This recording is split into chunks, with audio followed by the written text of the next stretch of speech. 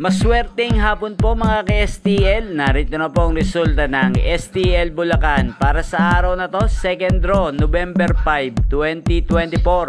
Araw ng Martes. Naway ang mga natayan nyo pong mga numero kanina ay manalo nawa ngayong hapong ito, 4 PM. Kaya kunin nyo na po yung mga tickets. Narito na po ang resulta.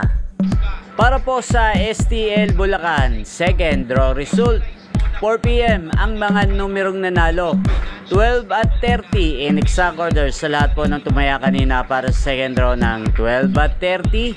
Congrats po sa inyo, panalo po kayo. Shoutout time, shoutout po natin si John Ray. Shoutout sa iyo Kuya John Ray.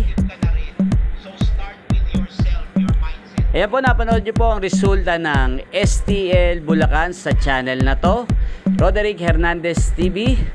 Maraming salamat po sa patuloy nyo pong pagsuporta sa aking channel. Huwag pong kalimutang mag-subscribe. Thank you for watching.